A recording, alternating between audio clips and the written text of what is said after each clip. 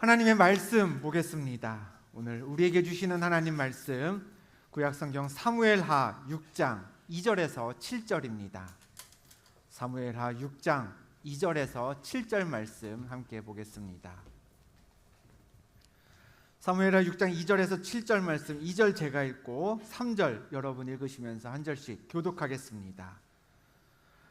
다윗이 일어나 자기와 함께 있는 모든 사람과 더불어 바알레 유다로 가서 거기서 하나님의 궤를 메어오려 하니 그 궤는 그룹들 사이에 좌정하신 만군의 여호와의 이름으로 불리는 것이라.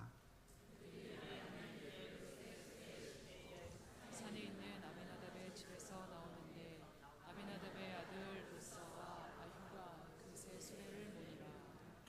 그들이 산에 있는 아비나답의 집에서 하나님의 궤를 싣고 나올 때에 아효는 궤 앞에서 가고 다윗과 이스라엘 온 족속은 잣나무로 만든 여러 가지 악기와 수금과 비파와 소고와 양금과 재금으로 여호와 앞에서 연주하더라. 그들이 나곤의 타작마당에 이르러서는 소들이 띵으로 우사가 손을 들어 하나님의 궤를 붙들었더니 여호와 하나님이 우사가 잘못함으로 말미암아 진노하사 그를 그곳에서 치시니 그가 거기 하나님의 궤 곁에서 죽으니라. 아멘. 새벽에도 그렇고요. 이 시간에도 기도하기 위해 모이신 이렇게 여러분들을 쫙 보니까요. 이런 궁금증이 생깁니다. 우리가 기도하는 모습은 얼마나 다양할까? 어떨까요?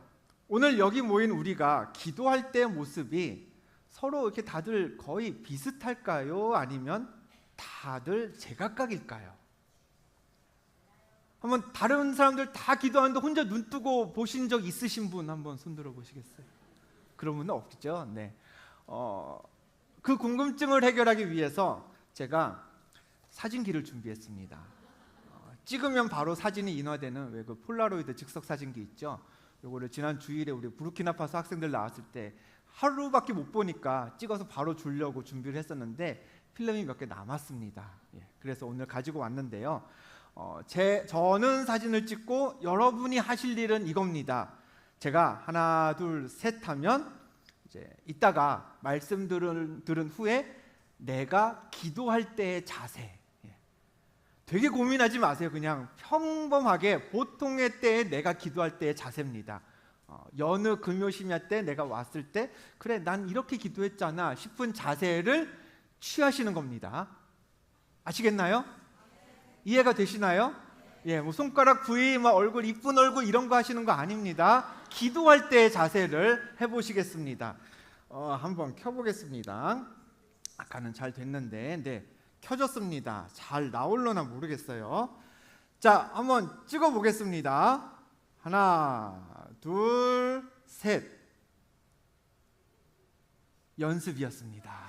자, 진짜 한번 찍어보겠습니다. 되게 얌전히들 기도하시는 것 같으세요. 네, 이렇게 손 들고 기도하시는 분도 제법 계시고 그러실 것 같은데 한번 다시 해보겠습니다. 자, 기도하는 시간이 되겠습니다. 하나, 둘, 셋. 네, 역시 다양한 포즈가 나온 것 같습니다. 자, 인화도 한번 해볼까요? 이렇게 하면 네, 인쇄가 되고 있습니다. 나오나요? 나오고 있습니다. 나오는 사진은 오늘 설교 기념으로 제가 갖겠습니다. 네. 근데 사진을 대충 보니까요. 지금 나오고 있습니다. 사진을 대충 보니까 제일 간절히 기도하는 분이 계신 것 같습니다. 그래서 그분에게 선물을 드리려고 하는데요. 다른 선물이 아니라 오늘 말씀의 제목이 특별히 각인된 간식거리를 준비했습니다. 오늘 이 앞에 우리 고3 수험생 학생이 와 있어요. 네, 잠깐 올래요? 네, 꼭 기도하는 대로 큰 응답 받으라고 전해주겠습니다. 감사합니다. 자, 불을 끄지 않고 지금 이렇게 현상이 잘 되고 있는데요. 불을 끄지 않고 환한 곳에서 여러분의 기도하는 자세를 보니까 어떤 분은 이렇게 손을 모으고 기도하시고요. 어떤 분은 손을 들고 기도를 하셨습니다. 또 어떤 분은 상체를 이렇게 앞으로 숙이고 기도하시는 분도 계셨고요. 다른 분은 허리를 꼿꼿이 편 채로 손도 들고 이렇게 손도 벌리고 이렇게 기도하시는 분도 계셨습니다. 또 이따가 기도할 때 보면 오늘 제가 방금 찍은 사진에는 보이지 않지만 어떤 분은 소리를 내어서 기도하실 테고 어떤 분은 속으로 조용히 기도하시겠죠. 이렇게 각자 다른 자세로 기도하는 우리에게도 한 가지 공통점은 있습니다. 뭘까요? 기도할 때 눈은 다 감습니다. 궁금하지 않으신가요? 손은 모으기도 하고 벌리기도 하고 들기도 하는데 다리도요, 무릎을 꿇고 기도할 때도 있고 그냥 서서 이렇게 기도할 때도 있고 앉아서도 기도하고 신체 각 부위가 기도할 때 우리 다 제각각의 모습으로 기도를 하는데 왜 유독 눈은 다 감고 기도할까? 오늘 우리가 나눌 말씀이 눈을 감고 기도하는 이유의 유일한 정답은 아니겠지만 이래서 기도할 때 눈을 감을 필요가 있겠구나 하는 그런 여러 해답들 중에 하나로 우리에게 귀한 말씀으로 다가왔으면 좋겠습니다. 다윗 이야기를 해보겠습니다. 다윗은 사울의 뒤를 이어서 온 이스라엘의 왕이 되고 난 후에 한 가지를 결심했습니다. 본문 2절을 우리 같이 다시 한번 읽어볼까요? 다윗이 일어나 자기와 함께 있는 모든 사람과 더불어 바알레 유다로 가서 거기서 하나님의 궤를 메어오려 하니. 아멘. 우리에게 언약궤라는 명칭으로 더 익숙한 이 하나님의 궤는 출애굽 이후에 하나님의 명령과 지시에 따라 만들어진 상자입니다. 화면에 그 생김새를 볼 수 있는데요. 이 언약궤 내부에는 십계명이 새겨진 돌판, 아론의 싹이 난 지팡이, 그리고 만나가 담긴 항아리가 들어 있었습니다. 그리고 그 크기는 성경의 기록에 따르면 지금 우리 앞쪽에 테이블에 같이 앉아 계신 분들 하얀색 테이블이 있죠? 그 테이블 두 개를 이렇게 옆으로 붙이는 게 아니라 앞뒤로 붙이면 얼추 그 길이나 높이나 폭이 비슷해집니다. 그 정도가 사이즈 나오는 그게 이제 언약궤의 크기입니다. 언약궤는 하나님의 임재, 하나님의 살아계심을 의미했습니다. 당연히 이스라엘에게는 그 무엇과도 바꿀 수 없는 값진 보물이었습니다. 그런데 조금 전 우리가 읽었던 본문에서 다윗은요, 언약궤를 어딘가에서 가져오려는 결심을 했다고 했죠. 그 얘기는 지금 언약궤가 다윗 가까이에는 없다는 이야기입니다. 그럼 언약궤 어디 있었을까요? 조금 시간을 거슬러 올라가 보겠습니다. 아직 이스라엘의 왕이 없을 때입니다. 다윗 이전의 왕이 누구였죠? 사울도 아직 왕이 되기 전입니다. 그때 블레셋이 이스라엘을 공격해 왔습니다. 이스라엘은 실로라는 곳에 보관 중이던 언약궤까지 전쟁터로 가져와서 블레셋에 맞섰습니다만 처참하게 패하고 말았습니다. 뿐만 아니라 전쟁터로 가지고 왔던 언약궤마저 블레셋에 빼앗겼습니다. 싸움에 이긴 블레셋은 전쟁 노획물들을 챙기듯이 언약궤를 가지고 자기네 나라로 갔습니다. 그리고 자기들이 섬기던 신 다곤이라는 이름의 신의 신전에 그 언약궤를 놓았습니다. 그런데 그때부터요, 블레셋에 이상한 일들이 생기기 시작했습니다. 아침에 사람들이 언약궤를 둔 그 다곤 신전에 가보면 전날 밤까지 멀쩡히 서 있던 그 큰 다곤의 그 신상이 언약궤 옆에 꼬꾸라져서 쓰러져 있었습니다. 한 번이 아니었습니다. 여러 번 그런 일들이 생겼습니다.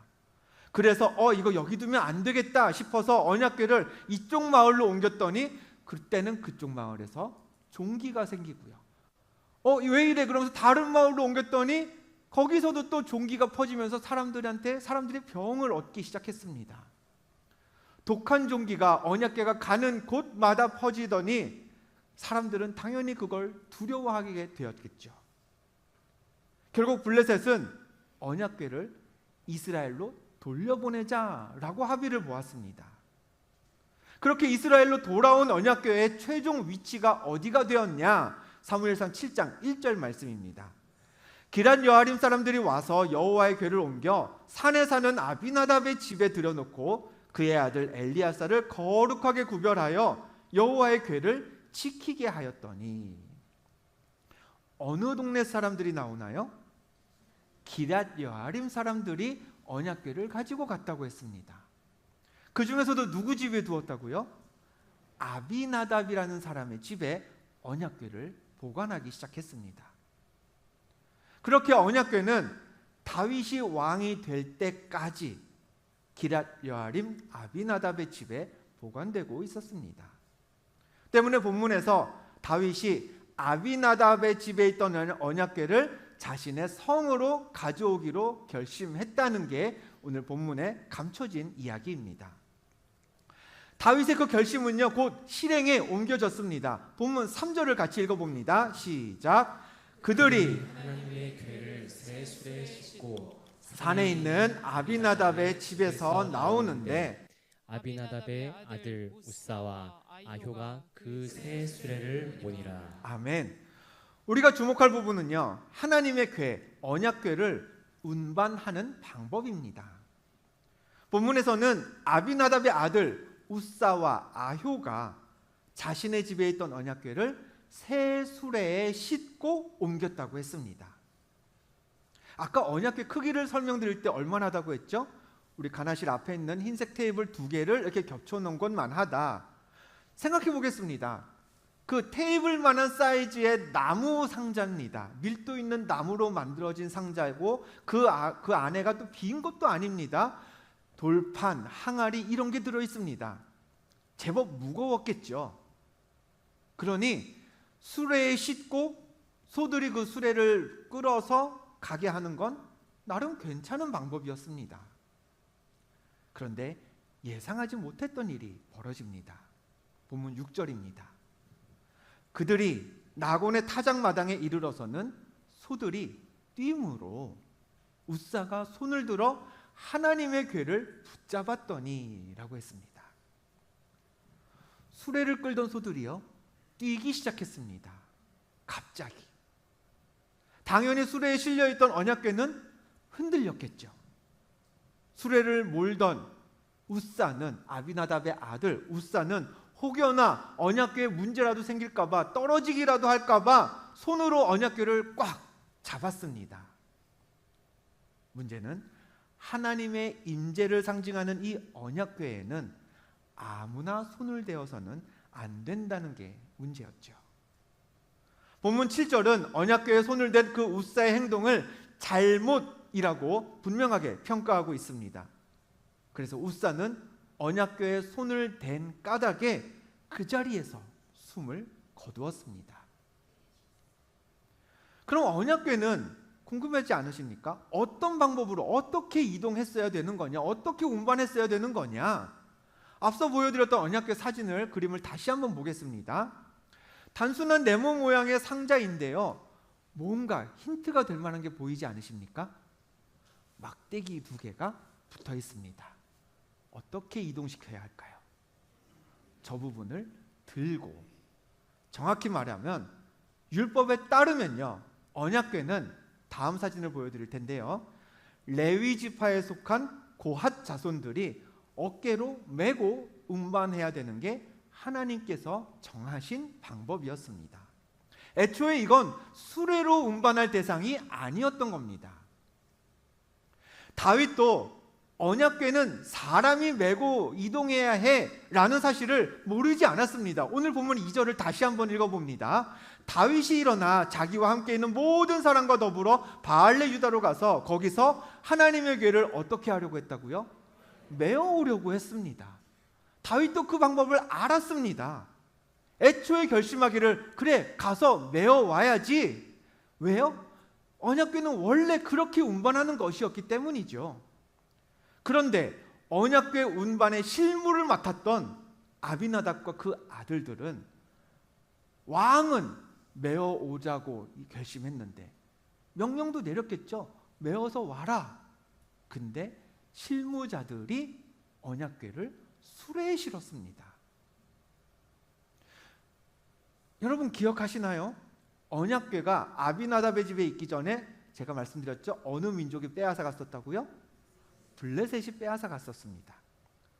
블레셋이요, 빼앗아 갔던 언약궤를 이스라엘로 돌려보내는 장면을 다시 한번 여러분에게 소개해 드리겠습니다. 성경에 이렇게 기록되어 있습니다. 여호와의 궤와 및 금쥐와 그들의 독종의 형상을 담은 상자를 수레 위에 실으니 라고 했습니다. 누가요? 블레셋 사람들이요. 율법에 대한 지식이 없었던 블레셋 사람들은 언약궤가 이거 보통 물건이 아닌데 하는 건 알았습니다. 언약궤의 비범함은 알았지만 그걸 어떻게 다뤄야 하고 누가 어떻게 만져야 하는지까지는 알 수가 없었습니다. 그래서 각종 동물의 형상들 그런 것들을 다 넣어가지고 수레에 실어서 이스라엘로 돌려보냈습니다. 그렇게 언약궤가 수레에 실린 채 이스라엘로 돌아오는 모습을 아비나답이 보았겠죠. 그리고 그 언약궤를 받아서 자기 집에 보관했습니다. 즉 이 아비나답이 뭘 보고 배운 겁니까? 아, 언약궤는 저렇게 수레에 싣고 다녀도 되는구나. 전에 내가 조상들에게 듣기로는 고핫 자손 그 사람들이 어깨에 메고 이동해야 한다고 했는데 뭐야, 꼭 그래야 하는 건 아닌가 보네. 아비나답은 자기가 본 바를 통해서 자연스럽게 그런 생각을 가질 수밖에 없었습니다. 시간이 흘러 다윗 왕에게서 언약궤를 가져와라 라는 명령이 떨어졌죠. 오늘 본문입니다. 그때 아비나답 아들들에게 이렇게 말하지 않았을까요? 얘들아, 원래 언약궤는 정해진 사람들만 가지고 가라고 그랬는데 뭐 그럴 필요 있겠냐. 이거 이 집에 올 때도 뭐 그냥 소가 끌고 오고 그러더라. 이거 언약궤 왕이 시켰지? 그래, 너네가 가지고 가.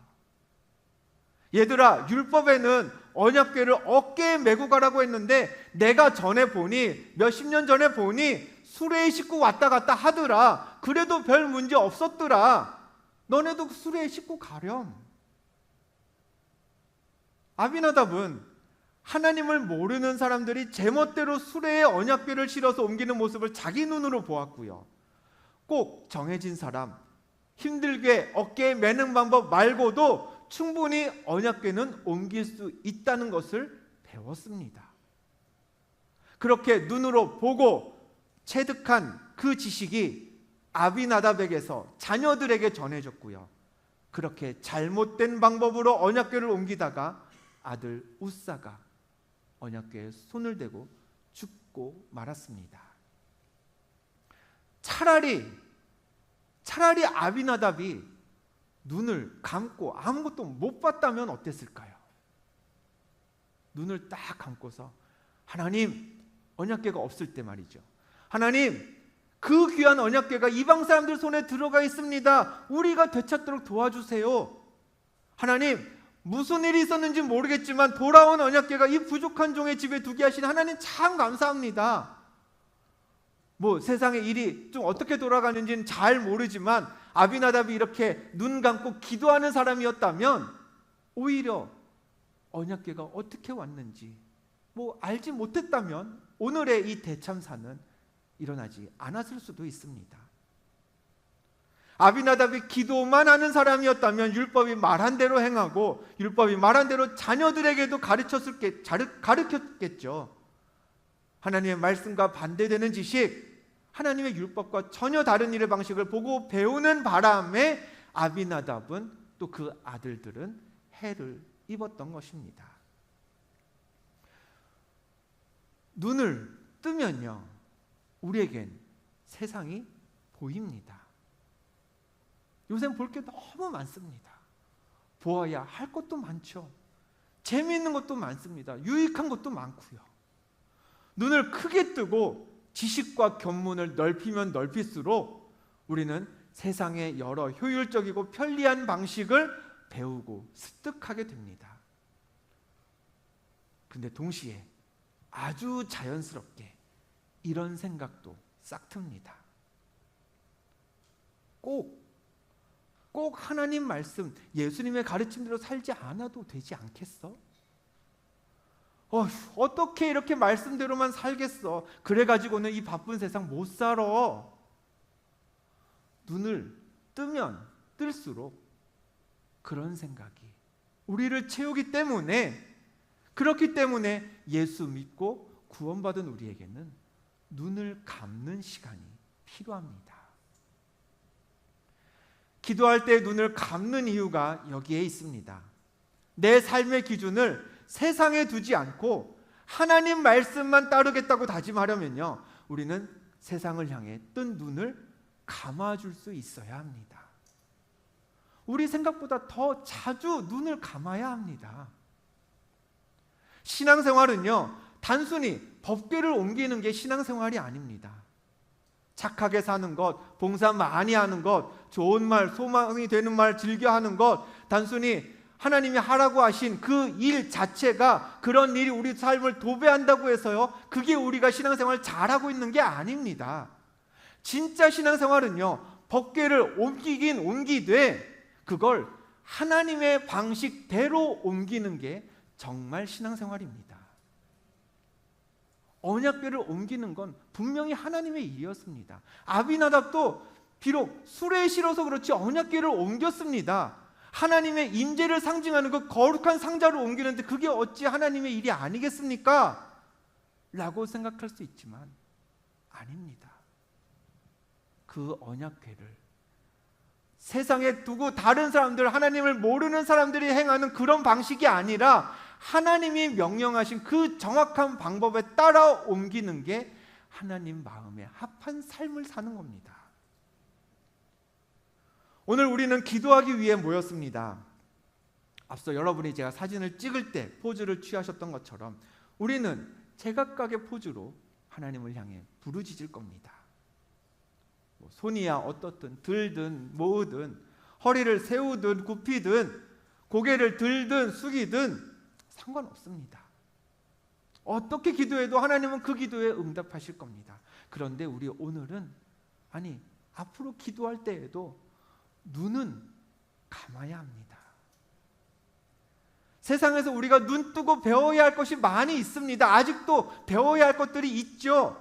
근데 그 어떤 가르침도 하나님 말씀에 비할 바 되지 않음을 고백하려면 세상을 향해 크게 떴던 눈도 감아주어야, 하나님, 제가 세상에 많은 것을 보고 배울 수 있겠지만 그러나 내 삶의 중심은, 내 삶을 움직이는 건 하나님의 말씀이요 하나님의 법칙임을 고백합니다 라는 고백이 우리의 삶에 나타날 수 있는 겁니다.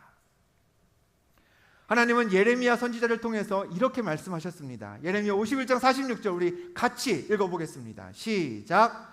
너희 마음을 나약하게 말며 이 땅에서 들리는 소문으로 말미암아 두려워하지 말라. 소문은 이 해에도 있겠고 저 해에도 있으리라. 아멘. 이건 이렇게 해야 한다더라. 요새 저건 저렇게 해야 나중에 후회 안 한다더라. 그런 세상 소문은요, 이 해에도 있고 저 해에도 있을 거라 했습니다. 늘 있을 거라는 이야기입니다. 그러나 구원받은 하늘 백성인 우리는 이 땅에서 들리는 소문에 나약해져서도 안 되고요, 두려워할 필요도 없습니다. 우리는 이 해에도 옳고 저 해에도 세상을 이길 참 진리, 하나님 말씀으로 충만해지면 되는 겁니다. 저를 따라서 한번 이렇게 고백해 보겠습니다. 사랑의 예수님, 나를 찾아오셔서 십자가로 대속하사 내 마음 두드리네. 사랑의 예수님, 지금 내 마음을 엽니다. 내 안에 거하셔서 나의 생명 되소서. 우리 이 고백에 멜로디를 한번 붙여보면 어떨까요? 이런 고백이 되겠습니다.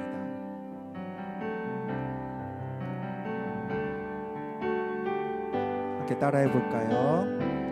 사랑해 예수님, 나를 찾아오셔서 십자가로 대속하사 내 마음 두드리네. 오 사랑의 예수님, 지금 내 맘을 엽니다. 내 안에 거하셔서 나의 생명 되소서. 아멘. 아멘. 한 주 동안 세상에서 뒤처지지 않기 위해서 우리 다 눈 크게 뜨고 오늘까지 살았습니다. 그러나 오늘 이 자리에서만큼은 우리 눈을 감기를 원합니다. 눈을 감고 세상에서 보이는 게 아니라 예수 그리스도로 우리 각자의 마음을 가득가득 채우는 귀한 시간, 이 저녁이 되기를 소망합니다. 예수로 충만해져서 법궤를 옮기되 그 옮긴 것으로 내가 하나님의 일을 했다 만족하지 말고 하나님의 방식으로 옮기며 살아야지. 하나님이 나에게 무엇을 옮기라 하시든, 법궤든 다른 무엇이든 어떤 일을 나에게 맡기시든지 내가 세상에서 보았던 대로, 하나님 모르는 그 많은 사람들이 하던 대로 일하는 게 아니라 하나님 내게 요구하시는 그 방식대로 해봐야지. 눈을 감은 우리 안에 예수 그리스도가 충만해져서 우리 안에 그 거룩한 결심이 우리의 삶으로 나타나는 진정한 하나님 나라의 자녀가 되기를 주님의 이름으로 간절히 축원합니다.